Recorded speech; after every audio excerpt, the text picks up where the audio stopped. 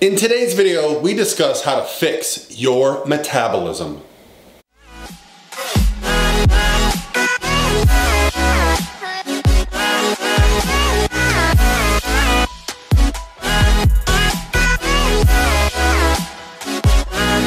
By myself. Hey guys, what's going on? This is Paul Ravella from ProPhysique.com. In today's video, we're going to go over the specific changes that happen to your metabolism, how to resolve them, and how to make sure that you have a metabolism that's working. So the question came from my Instagram direct message. So if you guys aren't following along, please, first of all, subscribe. I'll make something fancy on here. Then go to my Instagram, and then you can send me a direct message like my friend here did. So the question came in on my Instagram direct message, which was about how to fix the metabolism. And I gotta say, this is a very common issue, especially for those that have gone through a fat loss phase. So I'll put the question up on the screen here for you guys so you can look it over. But the gist of it is basically this. This individual spent a lot of time dieting, lost a lot of weight. Then, after the weight loss, put the weight back on and then some extra, and now kind of feels like the metabolism is messed up because they can't seem to eat without gaining weight. So I want to discuss exactly why that is and how we go about resolving it. And first things first, let's clear this up. The metabolism is definitely not broken. No, the metabolism is working just fine. It's doing its job. It's adapting. So what we need to do is adapt the metabolism back into our favor. Okay, and I'm gonna give you guys some specifics. I got a graph here that's very, very poorly done, but it will just kind of show and explain how the metabolism adapts over time. So the issue with most people thinking that their metabolisms are not working is because they feel like, why am I not able to eat as much food as I used to without gaining weight? Well, I'm going to explain why.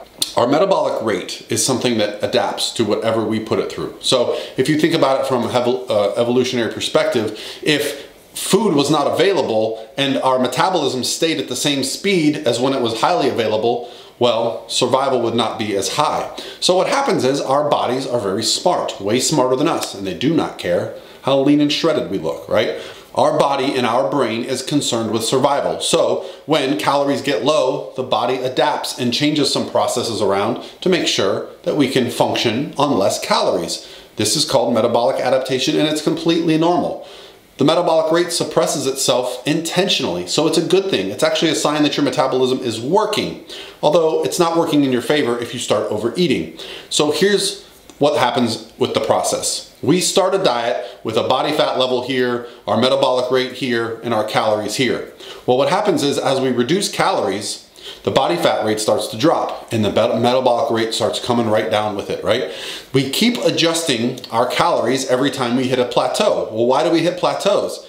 Well, it's because our metabolic rate has adapted. We've actually adapted to that calorie intake. So where you're at now with calories and cardio and all that stuff is now your new maintenance. So when people say, oh, well, I just went back to eating my maintenance calories, there's no such thing as a static maintenance number. It's a dynamic number, okay? So your calories that were once your maintenance calories are no longer your maintenance if you've adapted your metabolism. So don't use the term maintenance unless you understand that it's a dynamic number. It's constantly changing. Well, over the course of getting to your goal, and let's say you're a competitor and you lose a lot of weight, you get to that goal weight. Well, you've got a severe metabolic suppression going on. You're also keeping up with a lot of cardio and you've lost lean body mass. All these things are going to create an environment where what is going to happen? Rapid body fat storage if we overeat. Now, does that mean our metabolic rate or our metabolism is broken? No, it's still working perfectly fine. There is no such thing as metabolic damage. The term metabolic damage refers to a place where it becomes very difficult for things to happen, but the metabolism is not damaged. It's just severely adapted, okay? So now here's what we got to do. We got to get you back. But why? Why do we find that if we overeat, we put on body fat very quickly, but our metabolic rate doesn't return right away? Well, in my experience, it takes the metabolism and our hormones and our overall metabolic processes that are going on about the same amount of time to return to normal as we were in this severe deficit for. Now, sometimes things like diet breaks can help the process, but no matter what, if you are restricting calories over a long amount of time, there is going to be some suppression of the metabolic processes. So to get them back, you have to allow those processes to return. What typically happens is we have a large overfeeding, a big spike in calories. So what does that do? Well, you've got a big spike in calories at a period of time where your body is really good at storing body fat. So you store body fat very quickly. You know, pounds and pounds of body fat in a quick amount of time. But very few people maintain that higher calorie intake.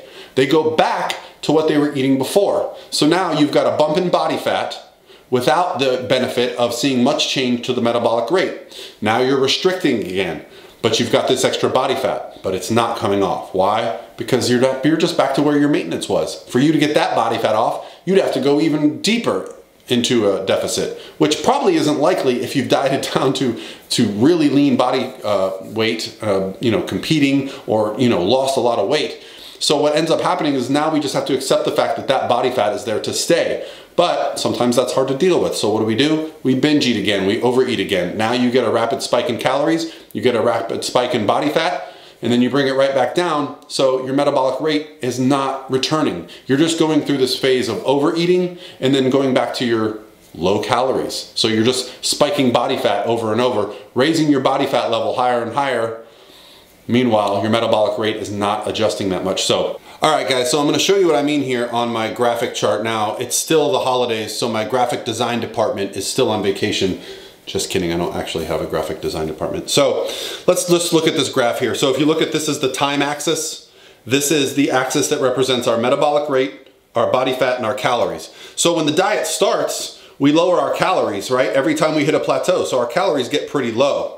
Our metabolic rate just starts adapting as we go, but the good news is body fat is dropping along the way. Now when we reach our goal right here, what happens? Well, we have a severe overfeeding, boom, lots of calories. So what happens? Body fat bumps up a nice little bit. Well, we go back to our old calories, but body fat doesn't come back down because this is now our maintenance. Remember what I said, maintenance calories are dynamic. This is now maintenance calories, okay? So when you have a big overfeeding, you store body fat, but it doesn't come back off.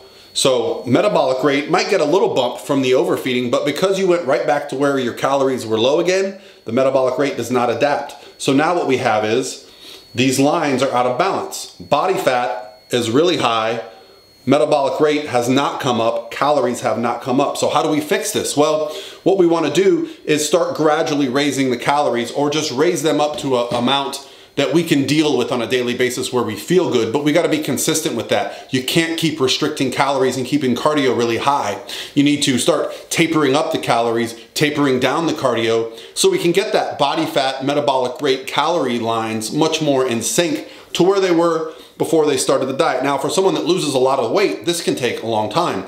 I have a great case study, a client of mine named Jamie Calais, who started with me at 190 pounds. Yes, she was 190 pounds, and we reversed that. We've been working together for 5 years now. She now maintains her weight at 150 pounds. And she's a tall girl and has a lot of muscle. So she's completely changed her body composition, but it takes time. And a lot of people are in a rush. They want to lose all the weight quickly, but what happens when you gain it all back quickly? Well, you lose a lot of faith. This is where the work is involved. It takes time. So you're not fixing your metabolism. No, you're actually changing your body composition, which takes a lot of time, and it has to be done properly. Okay, when you run into issues like this, what's the best thing to do? Start bringing your calories back up and just accept the fact that you're gonna have to have a little bit of body fat on you so that next time you go through this process, you do it properly. All right, guys, that's gonna be it for me today. I hope you're having an awesome day, and I'll talk to you tomorrow.